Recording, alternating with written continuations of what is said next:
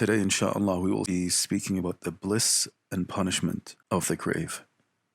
Now, the grave is a place that comes to every human being immediately after they die. And in the Muslim faith, we believe that every person that dies, he will be sent two angels, Munkar and Nakir. And these two angels will sit him up in his grave, and they will ask him three different questions. And based on his answer to these questions, he will either live in a state of bliss in this grave while awaiting the day of judgment, or he will live in a state of punishment. Now, the proof for this is mentioned in the words of Allah subhanahu wa ta'ala, يثبت الله الذين آمنوا بالقول الثابت في الحياة الدنيا وفي الآخرة. Allah keeps firm those who believe with the firm word in the worldly life and in the hereafter. Now, this verse indicates that Allah subhanahu wa ta'ala keeps the faithful firm in their answers to the questions that they will be asked in their graves. And this is also mentioned in the hadith of Al-Bara ibn Azib, that the Prophet sallallahu alayhi wasallam said, إذا أقعد المؤمن في قبره أوتي ثم شهد أن لا إله إلا الله وأن محمدا رسول الله فذلك قوله تعالى يثبت الله الذين آمنوا بالقول الثابت. When a believer has been seated in his grave, the two angels come to him. Then he will testify that there is no God worthy of worship except Allah, and that Muhammad is his messenger. That is what Allah referred to in his saying, Allah keeps firm those who believe with the firm word.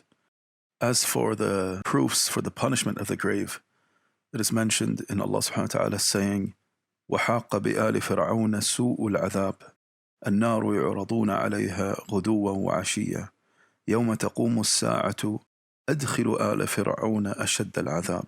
And the worst of punishment enveloped the people of Fir'aun, Pharaoh. The fire, they are exposed to it morning and afternoon. And the day, the hour comes to pass, it will be said, make the people of Pharaoh enter the severest punishment. Now, the scholars of tafsir say that the saying of Allah subhanahu wa ta'ala, the fire they are exposed to morning and afternoon, refers to the life in the grave, which we say is al-barzakh.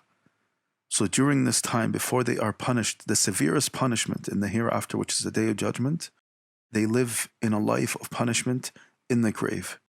And this is the opinion of the majority of the scholars of tafsir regarding this ayah.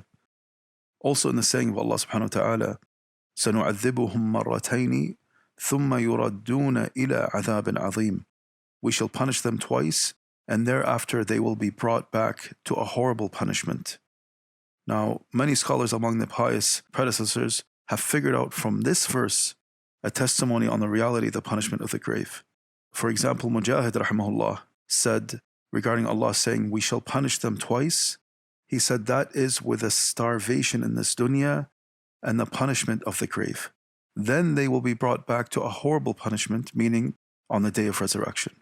So this is the opinion of the scholars regarding these two verses that prove the punishment of the grave. Also, it is narrated in the ahadith of the Prophet ﷺ, where the Prophet ﷺ said, in translated meaning, when one of you dies, he will be shown his position in the morning and in the afternoon. If he is of the people of paradise, then his position among them shall be displayed for him. And if he is of the inhabitants of the fire, then he will be shown his position among them. It will be said to him, this is your ultimate position, until Allah resurrects you on the day of judgment. It was also narrated by the hadith of Anas ibn Malik that the Prophet ﷺ said, لولا ألا تدافنوا لدعوت الله أن يسمعكم من عذاب القبر. Had it not been for the fear I have that you may cease to bury the dead among you, I would have asked Allah to let you hear the punishment of the grave.